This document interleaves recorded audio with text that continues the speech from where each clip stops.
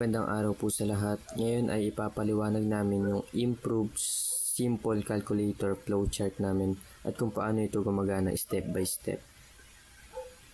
So, magsisimula tayo sa unang part ng flowchart kung saan hinihingi ng program yung dalawang number mula sa user. Una, magsisimula yung program sa start at pagkatapos ay meron tayong mga variables na gagamitin which are num1, num2, result, and operator. At pagkatapos niyan, magdi-display yung input ng enter first number then masisave siya sa read num1. At pagkatapos ay lalabas yung decision kung i-check ba kung number ba yung nilagay ng user or hindi.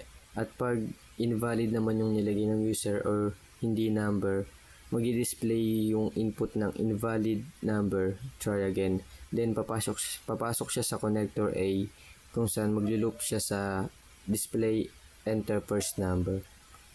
At kapag valid naman yung number, magpapatuloy lang siya sa second number which is maglalabas yung input ng display enter second number, then masisave siya sa read num2 and i-check ulit kung number ba yung nilagay ng user, at kapag hindi number yung nilagay ng user, mag-i-input ng display invalid number, try again, then papasok siya sa connector B kung saan maglo-loop sa display enter second number.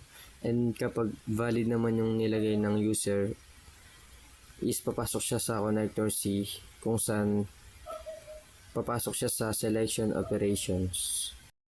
So, moving on sa operation, ang una naman ginawa ay naglagay kami ng input block para pwedeng ipakita kung anong pwedeng operations ang pwedeng nakalagay.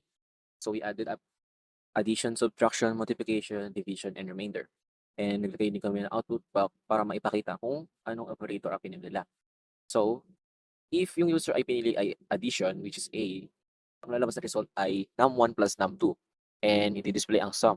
If hindi naman addition at pinili ng user ay subtraction, ang lalabas ng result ay num1 minus num2 and ilalabas ang difference.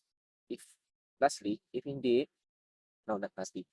And thirdly, if pinili naman ng user ay multiplication, ang lalabas ay num1 multiply num2 and ilalabas ang product.